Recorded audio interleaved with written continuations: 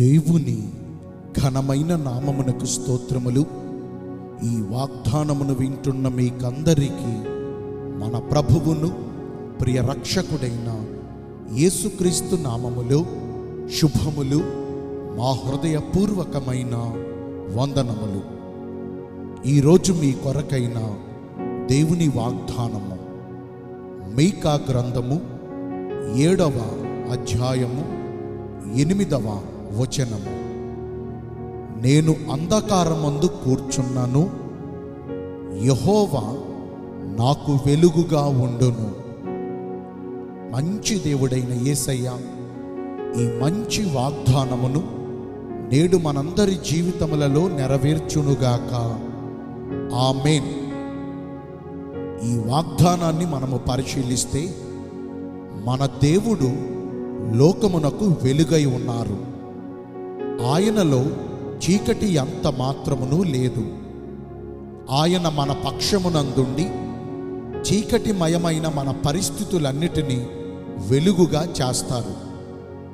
మన చుట్టూ చీకటి కమ్మినను ఆయన దానిని మనకు అరుణోదయ కాంతి వలె చేసి మన బ్రతుకును మధ్యాహ్న కాల తేజస్సు కంటే అధికముగా ప్రకాశింపజేస్తారు.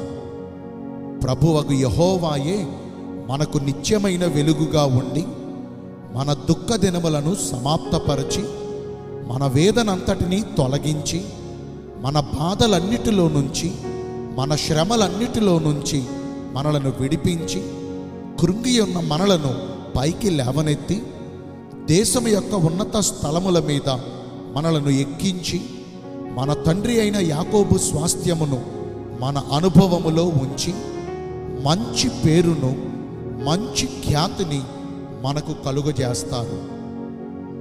దేవుని సొత్తైన ఇశ్రాయేలీయులు ఐగుప్తు దేశములో బానిసలుగా ఉండి తమ్మును విడిపించగలిగిన యెహోవా దేవునికి మొర్ర పెట్టగా ఆయన వారి మొర్ర ఆలకించి మోషేను వారి యొద్దకు పంపి వారిని విడిపించుట కొరకు వారి మధ్యన ఐగుప్తీయులకు 10 తెగుళ్లను కుమ్మరించారు. ఆ విషయం మనందరికీ తెలిసిందే.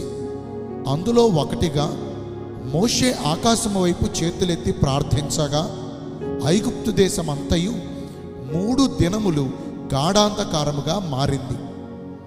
ఐగుప్తీయులందరి మీదకు చేతికి తెలియనంత చిక్కని చీకటి కమ్ముకొనగా 3 దినముల వరకు ఒకరినొకడు కనుగొనలేకపోయారు. ఎవడును తామున్న చోటులో నుండి లేవలేకపోయారు. అయితే ఆశ్చర్యకరముగా అదే దేశములో ఐగుప్తీయుల మధ్యనే నివసిస్తున్న ఇశ్రాయేలీయులందరి నివాసములలో మాత్రము వెలుగు కలిగింది. వారి చుట్టూ చీకటి కమ్మినను యెహోవాయే వారికి జీవపు వెలుగుగా ఉన్నారు. అందుకని భక్తుడైన దావీదు సమూయేలు 2వ గ్రంథము 22వ అధ్యాయము 29వ వచనములో, యెహోవా నీవు నాకు దీపమై ఉన్నావు, గాఢాంధకారపు లోయలో నేను సంచరించినను నా చుట్టూ ఎన్ని చీకటికరమైన పరిస్థితులు చోటు చేసుకుని నన్ను కలవరపరిచినను నేను భయపడను. యెహోవా నా పక్షమందు నాకు తోడుగా ఉండి చీకటిని నాకు వెలుగుగా చేయును. ఆయన సహాయము చేత నేను సైన్యములను జయింతును.